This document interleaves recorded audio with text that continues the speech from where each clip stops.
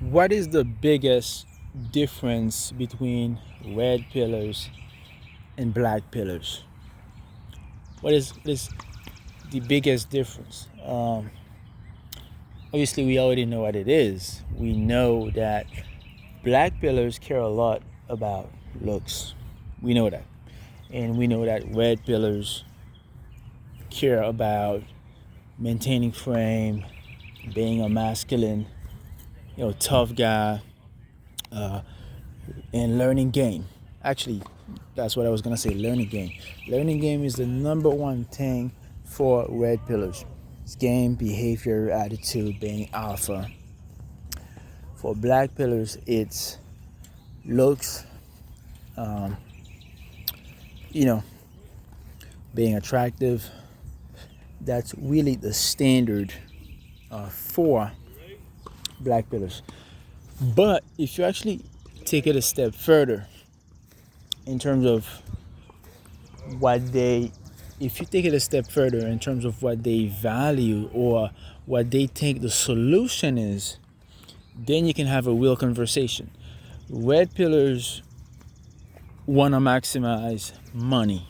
They want to maximize status. They want to maximize value. That's why they call it the high value game. So for red pillars, it's all about being high value.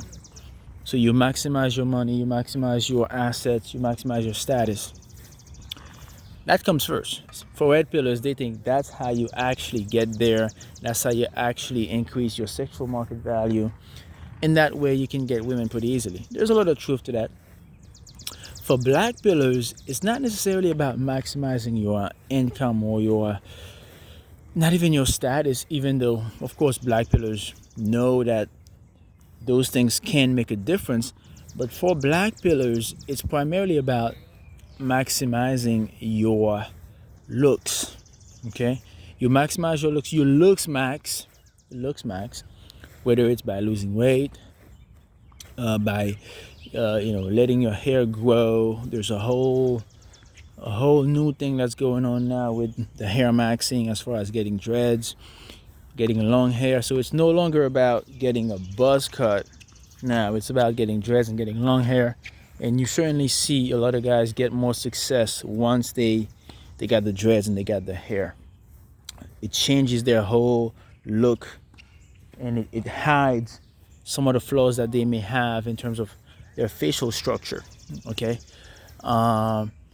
and also for black pillars, there's hardcore Looksmaxxing, which is to actually get surgery, facial surgery on your nose, your jawline, your cheekbones. So some black pillars are willing to go far. They're willing to take it, a step further to actually, give themselves every chance they have to maximize those looks, maximize those opportunities. They're willing to go there. Okay, and I certainly understand that where these guys are coming from. I totally understand that. Okay, for red pillars, it's about maximizing money, status, fame, everything that has to do with making it in the West, making it in a wealthy country. Now, which one is more possible? Which one is easier to do? Which one is more possible, and which one is more effective?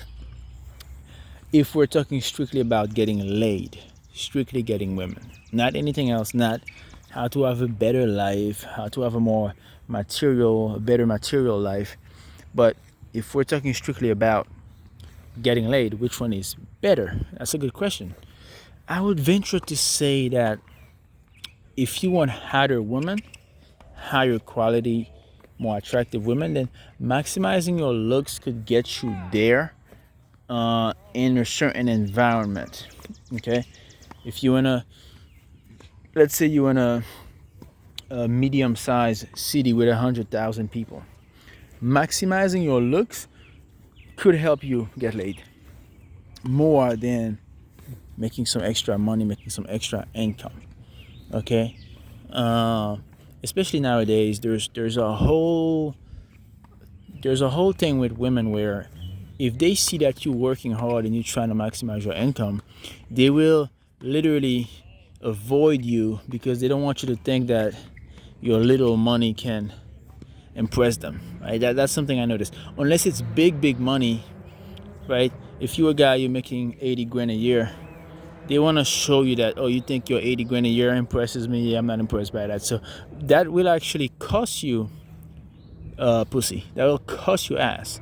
They, oh, I'm making 80 grand a year, I'm working, I'm busting my ass. She's like, oh, well, yeah, I'm not impressed by that.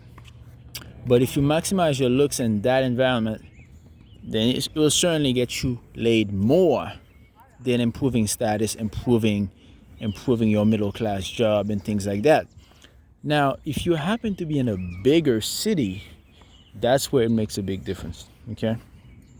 If you happen to be, let's say in Miami, New York, LA, maximizing money will have a bigger difference, will make a bigger difference. What do I mean by that? If you just happen to be a 6 or a 7, right? You're not Chad, you're not Taiwan. You just happen to go from a 5 to a 6 or a 7, that's not gonna make a big difference because you're competing with other guys that are literally above you. Many guys are above you. So maximizing from a 5 to a 6, I mean, it is gonna make a difference, but it's not gonna make a huge difference in that market, a bigger city, a bigger market where you have more competition. But maximizing your status and maximizing your income, that will have a bigger difference because you'll have access to a lot more women.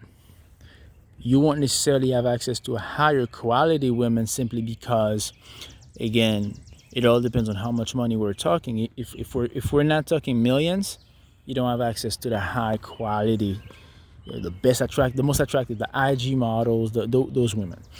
But if we're talking 6 figures, imagine going from 75K a year, which you can relatively do pretty easily, versus going to from 75K to 300K. You can see the difference that it makes. You could travel more, you could buy a better place in a better location, you could buy a nice condo in a better location, and you can even fuck around and buy you like a luxury car, a Tesla, a Mercedes-Benz. Those things will make a difference. Don't act like those things will not. Like, you'll have access to parties, networks, different places that, hey, just going from a 5 to a 7 in looks is not gonna be able to compete with that, man.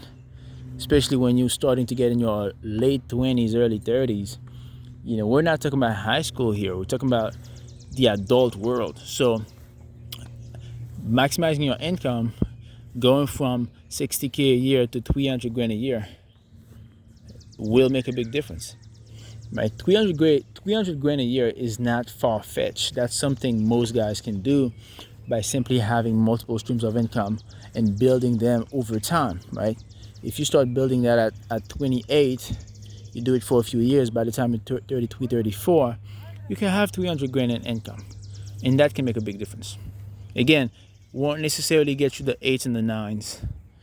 The 8s and the 9s, you're gonna need a number of things. You're gonna need looks, money, charisma, status, and also a bit of luck. Okay, let's say you happen to go to a party and you met somebody there and he introduced you to a 9, then you could smash her. But for the most part, you're gonna be able to get 5s and 6s and even 7s by maximizing your income that way. So red pillars in that sense are closer to the truth than black pillars. Okay, if you happen to be in a major city like that, in a mid-sized city where, you know, it's more of a middle class type of city, the girls are going to be a lot more focused on looks.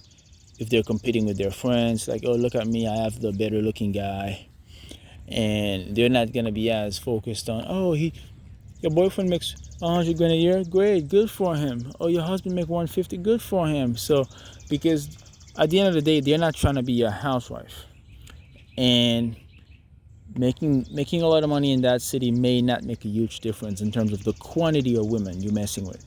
You may get you a good looking girl, conservative, who's like, I just want to settle down. you may be able to get that in beta bucks. You may become a good beta boxer in a smaller town with conservative people. You're not gonna slay though. Okay, if you wanna slay with money, you gotta be in a big city. You gotta be in Miami, LA.